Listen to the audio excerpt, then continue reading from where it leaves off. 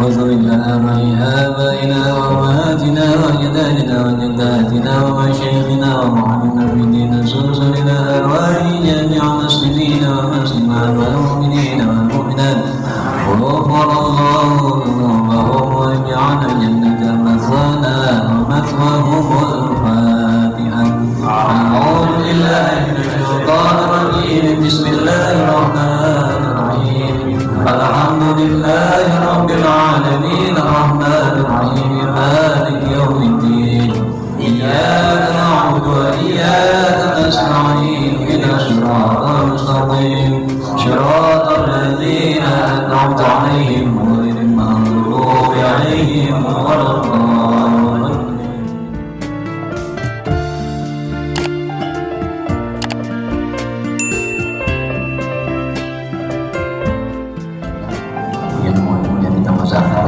Kita bahas, yang kita bicarakan, karena hidup ilmu dengan bicarakan, hidupnya ilmu dengan dimuzakarahkan, hidup ilmu dengan dibincangkan seperti ini.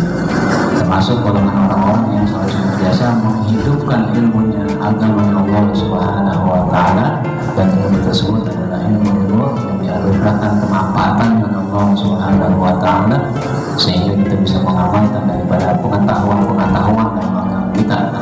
Karena pada saat kita mempunyai pengalaman, di situ seharusnya ada pengamalan. Karena ilmu kita amalin asyajarati ila samrati, ilmu yang ada, yang paham, yang tanpa diamalkan hanya sebatas bagaikan pohon yang tanpa buah.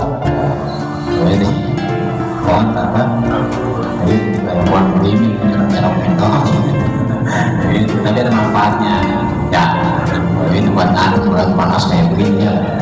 Dan kemudian ilmu walaupun gak diamalin tapi ada manfaatnya tetap. Manfaatnya apa? Seketika kita pengen ngamalin udah paham begitu, dibandingkan kita ngamalin tapi belum paham.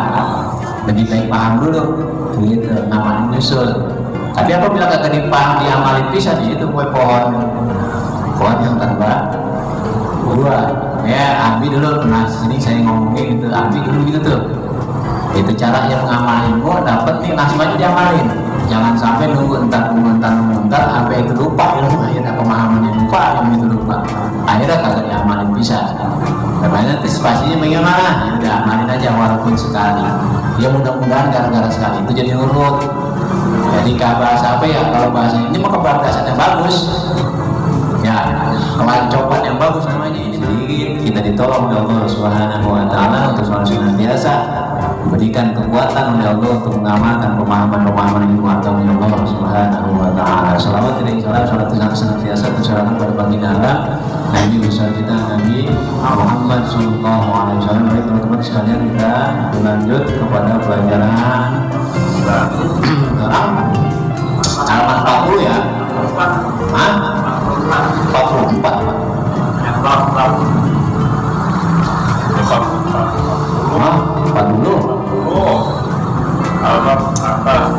Babul asyur ya 5 kali. Fi fadilati sholati yaumil Jumat.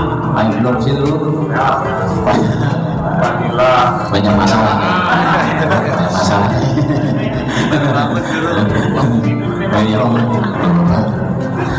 Tempat itu 9 ya. Di sini tandanya tuh apa? Mutasofi koibi fadilatil jamaah. Waduh, jamaah.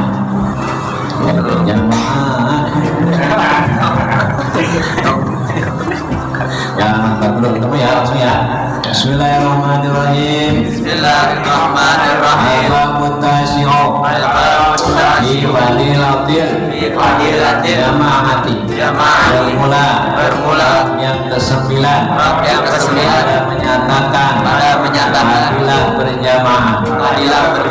Nabiyyu sallallahu alaihi wasallam fadlu sholatil jamaati ala sholati ahadikum khamsatun wa ishruna ini apa itu?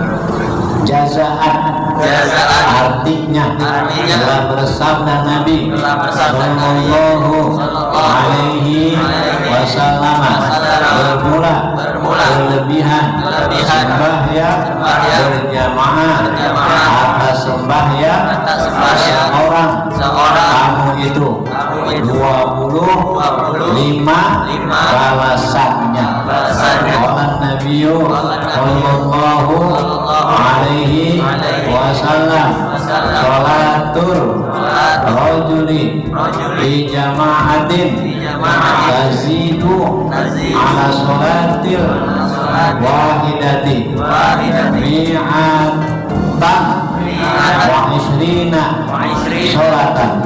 Artinya telah bersabda Nabi sallallahu alaihi wasallam bermula sembahyang laki-laki pada jamaah itu bertambah-tambah pahalanya atas sembahyang seorang dirinya 120 sembahyang. Ya, ini hadisnya dilihatin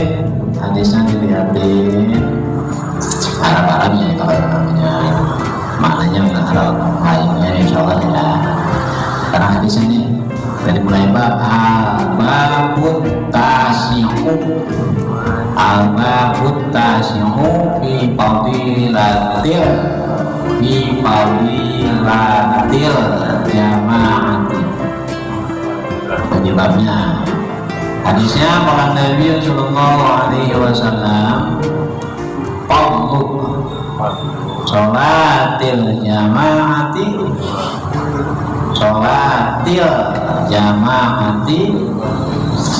ala sholati ahadikum khamsatun wa ishruna jazaan.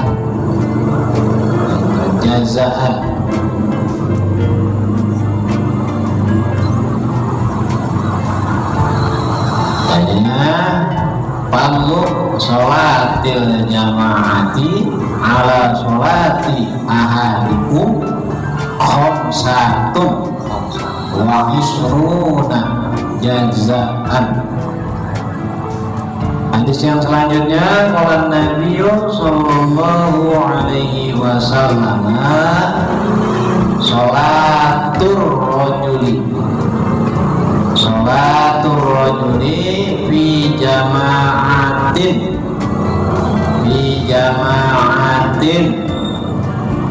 tazidu ala sholatil wahidati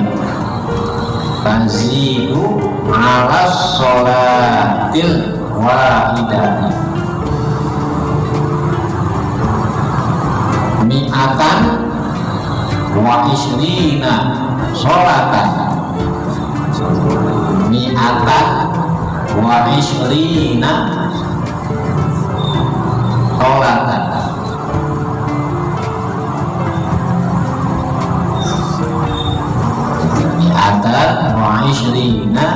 sholatan.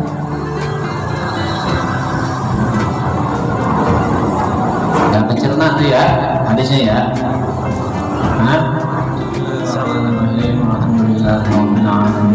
Allahumma sholli ala sayyidina Muhammad wa ala ali sayyidina Muhammad. Allahumma tahmana min al-ghaibi wa syahadati wa min al-wajudi wa karamika ya Allah.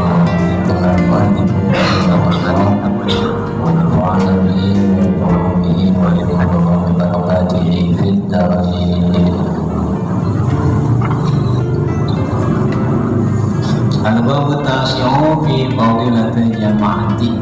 Bermula bab yang ke-9, masuk ke bab 9. 8 bab kebirawin. Luar biasa, dari 8 bab itu tuh udah berapa hadis yang kita amalkan.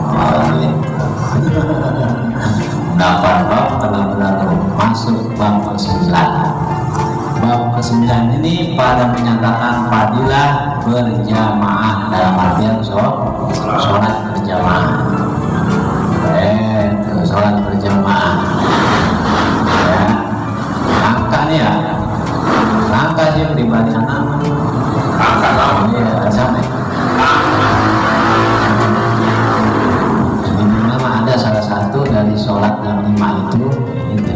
usahakan satu kan, syukur-syukur bisa semua, itu yang utama.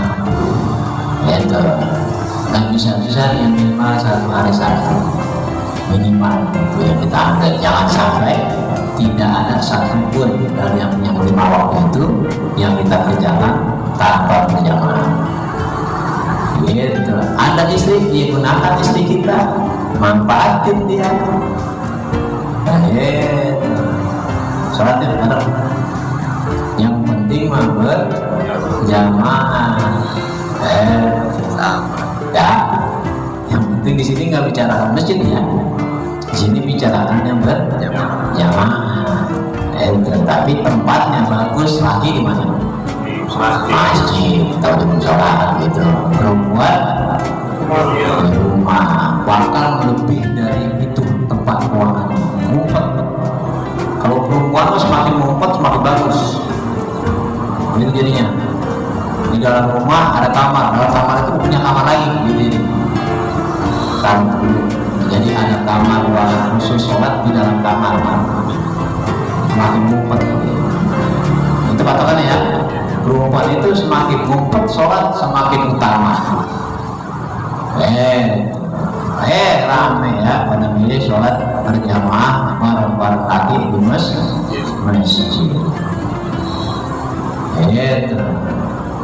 Hadis Rasul mengatakan sholatmu di rumah itu lebih utama walaupun sholat berjamaah dengan saya. Kenapa itu? Kamu berjamaah dengan saya, itu lebih utama kamu sholat di rumah. Biar kita sholat di masjid maksudnya gitu. Si perempuan. Iya, kitanya biar sholat di masjid. Iya, gitu. Dalam artian itu gambarannya Rasul, imamnya. Bagaimana model kita? Begitu. Imamnya Rasul aja perempuan itu lebih utama di rumah. Bagaimana imamnya selain Rasul? Kan begitu. Rasul mengatakan sholat itu tidak boleh lebih utama walaupun kamu berjamaah imam saya. Datang yang masjid sholatnya. Alasan sekedar kalau di rumah terawih. Alasannya seger kalau supaya sendirian. Ya sebenarnya nggak kuat, maaf. Alasan seperti itu nggak kuat. Gampang terbantahnya. Nah ini sholat ramai mau rame-rame lah. Perempuan memang sendirian capeknya. Semakin sendirian, semakin ngumpet, semakin bagus. Nah hadisnya kalau Nabi Sallallahu Alaihi Wasallam qabla sholatil jamaati ala sholati ahadikum khamsatun wa ishruna jazaan. Yang artinya telah bersabda Nabi Sallallahu Alaihi Wasallam bermula kelebihan keutamaan sembahyang berjamaah atas sembahyang seorang sendirian. Utamanya kita menjelaskan sembahyang berjamaah dengan sholat sendirian, yaitu atau seorang orang sendirian kamu itu 25 balasannya. Yaitu jadi bedanya kalau otak kita sholat sendirian 1 balasannya, kalau kita sholat berjamaah 25 balasannya. Itu bicara sholat berjamaah karena itu ada rukun, ada syarat sahnya sholat berjamaah. Itu pun memiliki syarat sah untuk kita melaksanakan sholat berjamaah. Itu jadi nggak bisa sembarangan berjamaah. Nah gitu, apalagi menurut ilmu fikih kadang-kadang saklek kan.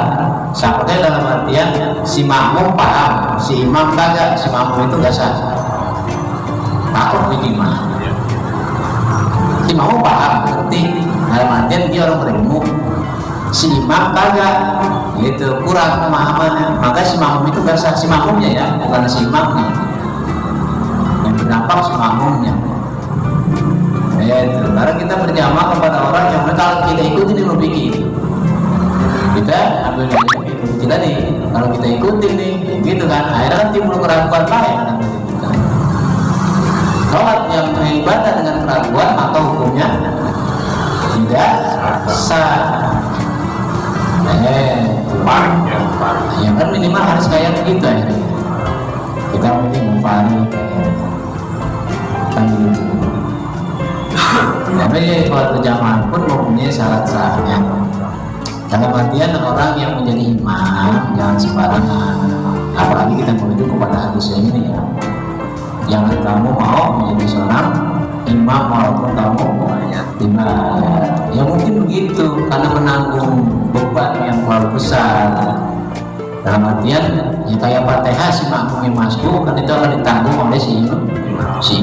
Si imam yang mana yang bisa menanggung Fatihahnya si makmum yang masuk itu. Kalau buat diri sendirinya aja dia nggak mampu untuk menanggungnya, lalu bagaimana menanggung Fatihahnya si masuk? Kan jadi masalah. Sedangkan syarat rukunnya daripada sholat salah satunya yaitu Fatihah. Fatihah kita hancur dari Bismillah aja awalnya. Makanya di situ kehancuran kita hancur semuanya. Kita hancur baca Bismillah pada saat kita untuk suratul Fatihah. Fatihah Bismillah itu bagian daripada suratul Fatihah.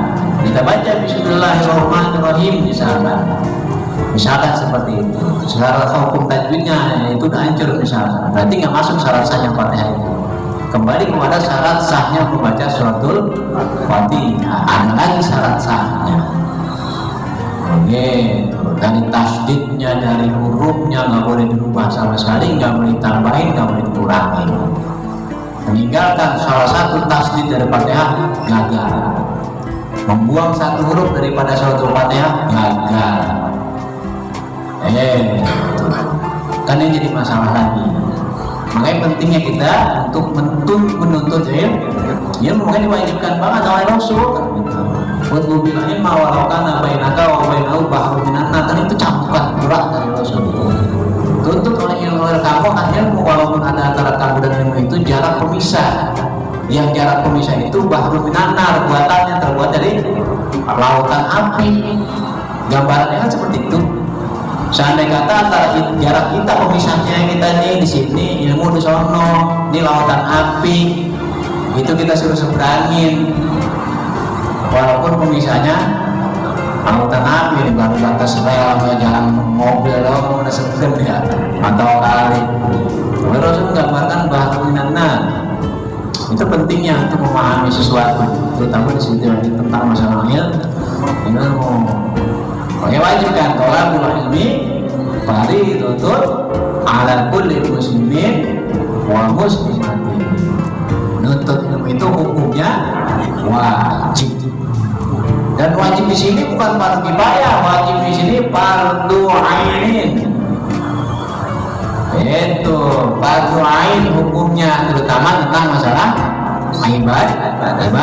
Berkenaan ibadah itu berkenaan dengan ilmu fikih dan ilmu tauhid, diiringi dengan ilmu tasawuf hati, diiringi dengan ilmu akhlak. Gitu. Jadi tauhid, fikih, tasawuf, akhlak ya itu bisa berjibaku empat ilmu itu dalam ibadah sholat kita terutama. Itu ya. Kalau kita tauhid doang bahasanya, bicara tentang masalah Allah doang misalkan, nggak belajar ilmu fikih, ya kita tidak tahu tata caranya. Gitu. Iya. Bicara fikih doang, gitu. Nggak bicara masalah tauhid atau nggak bicara tentang akhlak, sholat. Di dalam artian nggak ada kesopanan, pakai baju ganteng ini jadi, itu ya enggak. Nah, badan masih bau ketek, bau keringat, jadi dia nggak kesopanan di dalamnya. Karena kita nggak bicara tentang masalah ilmu akhlak, nggak membahas itu misalnya, nggak pernah ngaji itu, atau tasawuf masalah hati. Seharusnya kan kita tawakal di sini. Yang kita sedang ibadahi, Allah lagi mau nyombong, lagi mau mendapat penilaian dari orang. Tapi kadang-kadang begitu, timbul teriak lah. Begitu, sum'ah lah yang pengen didengar gitu. Apalagi kita kalau udah pakai ibadah nih, sembahyang jadi imam pakai mic udah sambil kita makmum, belakang kita calon mertua anjur lupa Allah ingat mertua gitu, ingat calon mertua penilaian ya itu cara melatih. Jadi Bisa intinya kita tentang bahas masalah sholat berjamaah. Kelebihannya sendiri sama berjamaah beda jauh.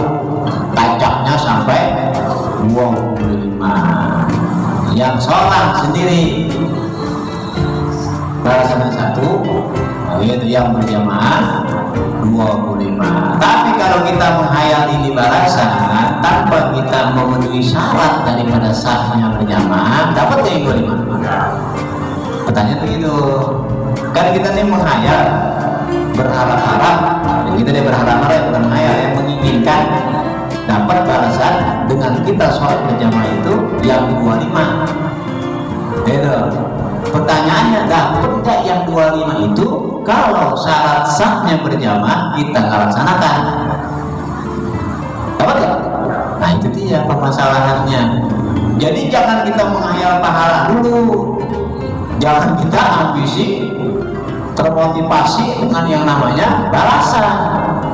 Gaji itu bisa kita dapatkan, bayaran itu bisa kita dapatkan dengan kerjaan. Gitu. Kalau kita nggak kerja, maka jangan menghayal gaji. Sholat itu gambarnya kerja. Gitu. Kalau kita nggak sholat, jangan mengharapkan pahala. Gitu jadinya. Jadi sholat dulu, berjamaah dulu, baru mendapatkan jalan pahala. Gitu. Kalau kita nggak berjamaah, dalam artian berjamaah tapi tidak memiliki syarat sahnya.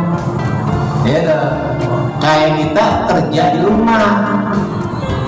Begitu modelnya, bekerja tapi nggak ada gaji, nggak ada bayaran. Jadi itu pahami dulu. Ingin mendapatkan sesuatu ganjaran pahala dengan hasil kerjaan ibadah yang bagus, yang sah, yang diterima Allah, baru mendapatkan ganjarannya. Jangan kita mengharapkan ganjaran dengan kerjaan ibadah kita yang hancur. Pakuluman bighairi ilmin ya'malu a'malu madudatun la tuqbalu. Tadi jelas. Setiap orang yang beramal ibadah tanpa pemahaman yang dia lakukan itu ibadah. Sholat berjamaah ibadah bukan? Ibadah.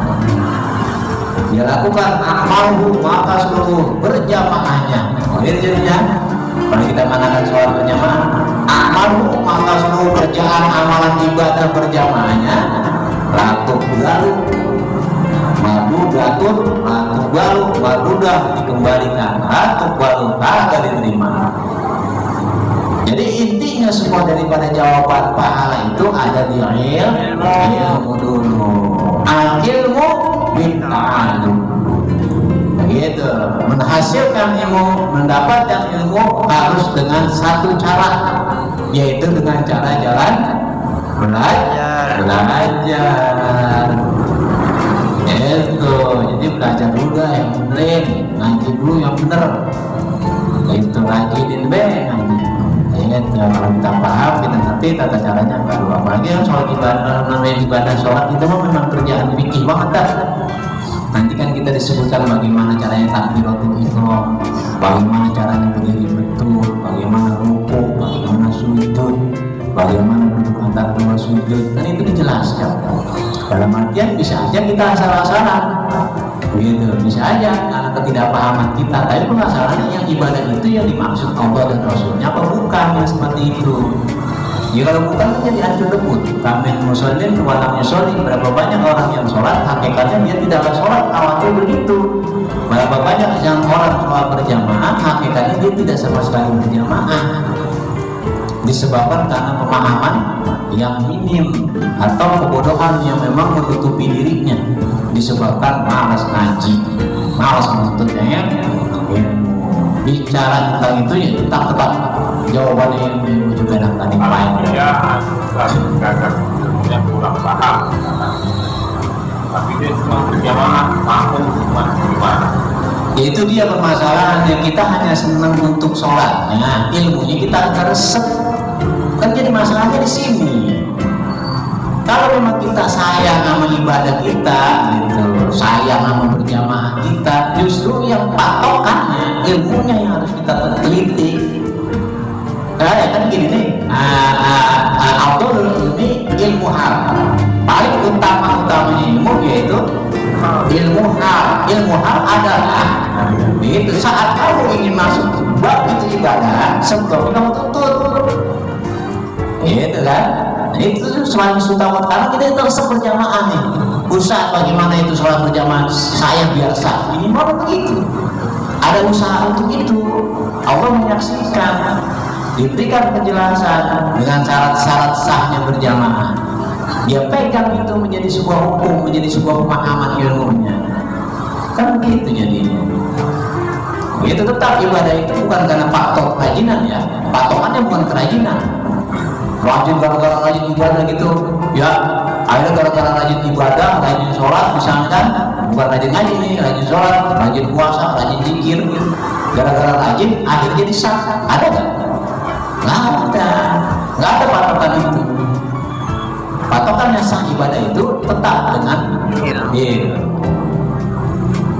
itu jadi gambarannya.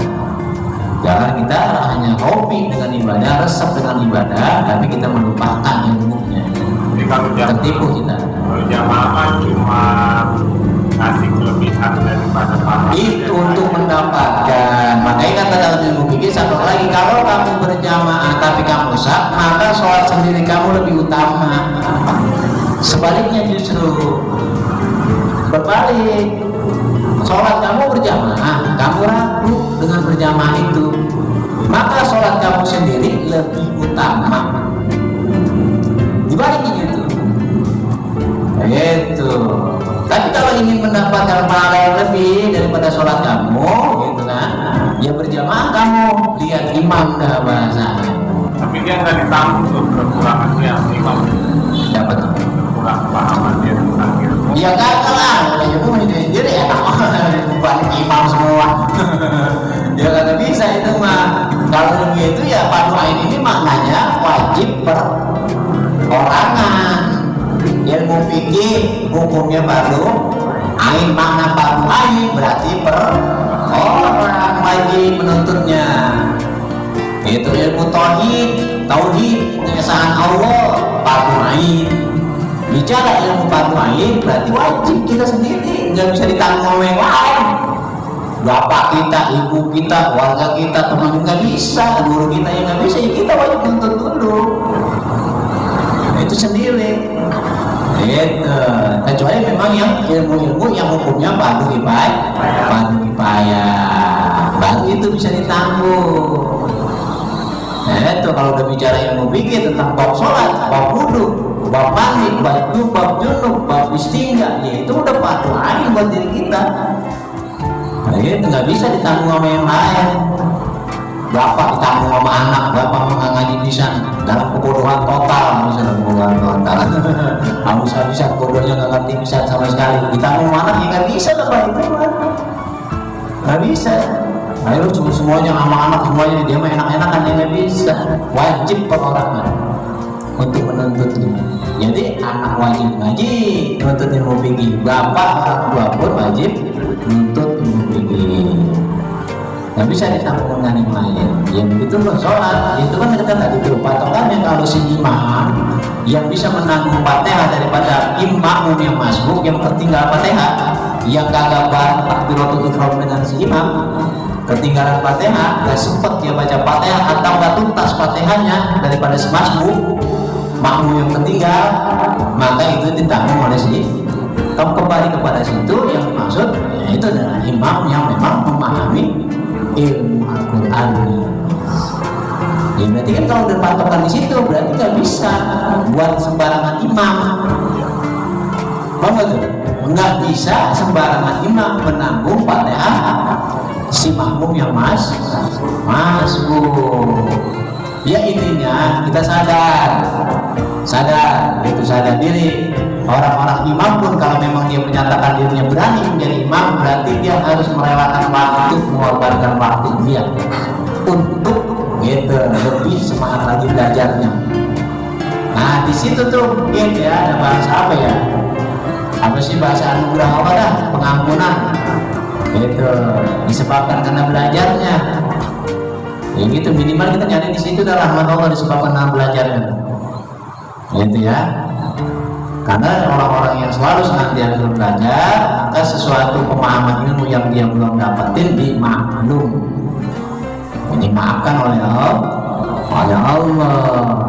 Hadis yang selanjutnya pada Nabi Sallallahu Alaihi Wasallam, sholatul rajuli bi jamaatin tazidu ala sholatil wahidah mi'atan wa isrina sholatan, yang artinya telah bersabda Nabi Sallallahu Alaihi Wasallam, bermula sembahyang laki-laki pada jamaah, sholat berjamaah itu bertambah-tambah pahalanya atas sembahyang seorang, yaitu seorang dirinya 120 sembahyang. Berarti kalau kita ingin mendapatkan nilai plus dari ibadah kita yang memang sangat kurang, untuk mendapatkan nilai plusnya di sini, di sholat berjamaahnya. Itu kalau kita sholat sendirian, tadi balasan cuma 1. Terus kalau kita berjamaah, ada yang mengatakan di sini 25 hadisnya, bertambah lagi dari itu, itu sampai 120 sembahyang nilai plusnya. Itu betul semua ini mah, nggak ada keraguan di dalamnya. Yang 25 betul, yang 120 pun betul. Kalau sono masalah derajatnya, kalau di sini masalah pahalanya nih. Yang 120 pahalanya bertambah-tambah. Jadi kita sholat sendirian ya udah 1, jodoh. Tapi kalau kita mau dobelin jadi 120 kali johor, itu di jamaahnya. Gimana yang kalau kita model-model kayak kita nih gitu ya, untuk mendapatkan apa sih tutupan daripada ibadah-ibadah kita yang jebol di masa lalu, ya rajin-rajin kita berjamaah. Jangan malas-malas. Ya ini semuanya sempat kita ya. Jadi semuanya kita ini mah tanpa kecuali. Kalau memang afdolnya lagi itu sholatnya di masjid plus berjamaah. Tapi apabila selalu memiliki keraguan, ya kembali kepada ilmu kita nih, kita sama-sama mempunyai dalil. Kan gitu. Kalau memang kita berjamaah ragu, baik daripada gua ragu gara-gara ragu akhirnya kagak sah sholat gua, lebih baik gua dewek. Begitu sendirian. Dia bukan berarti memenangkan sholat sendirian, kalau yang begitu dituntut sahnya. Begitu, bukan dituntut masalah pahalanya, karena pahala itu bayaran dari kerjaan yang sesuai. Kalau kerjaan tidak sesuai, ya jangan mengharapkan bayarannya. Jadi jangan selalu menghayal pahala, ibadah kita ambruk, ibadah kita hancur. Begitu akhirnya minal maghrurin, golongan daripada orang-orang yang tertipu daya. Begitu, paham tuh? Jadi itu kalau masuk golongan itu nantinya orang-orang yang tertipu daya dengan ibadahnya. Sangkaan mah, kalimat saya kira mah, kagak ngangan. Begitu jadinya. Minal khosirin, masuk nanti di akhirat golongan daripada golongan orang-orang yang ya Allah, nuntut minta mana pahala sholat saya, sholat yang mana? Ya Allah, mana pahala puasa saya, puasa yang mana? Gitu. Nih bukunya hasil laporan dari malaikat Rokib dan Atid. Silam semua. Sholat silam, puasa silam, zakat silam, merah semua lagi tulisannya. Ya ada di bawah konten gede banget. Ya jeblok. Ini kita khosirin ya. Golongan daripada kelompok orang-orang yang merugi. Dan minal maghrurin, pun dari golongan kelompok orang yang tertipu daya dengan ibadahnya. Alhamdulillah, gitu ya. Sedikit demi sedikit kita diberikan pemahaman yang Allah Subhanahu. Soalnya hadis kuat, siapa orang yang Allah kehendaki dia menjadi orang yang baik, yufaqihu fiddin. Allah anugerahkan dia pemahaman dalam bidang agamanya. Ya mudah-mudahan ya, dengan sebab kita menuntut masa iya anugerah Allah, rahmat Allah nggak turun sama kita. Dalam artian kita mendapatkan sedikitnya pemahaman ilmu agama Allah Subhanahu. Dengan sedikit ilmu itu kita bisa amalkan ibadah kepada Allah Subhanahu wa taala. Al-Fatihah. A'udzubillahi minasyaitonir rajim. Bismillahirrahmanirrahim. Alhamdulillahi Rabbil Alamin Ar-Rahmanir Rahim Maliki Yawmiddin Iyyaka na'budu wa iyyaka nasta'in Ihdinas siratal mustaqim Siratal ladzina an'amta 'alaihim ghairil maghdubi 'alaihim waladdallin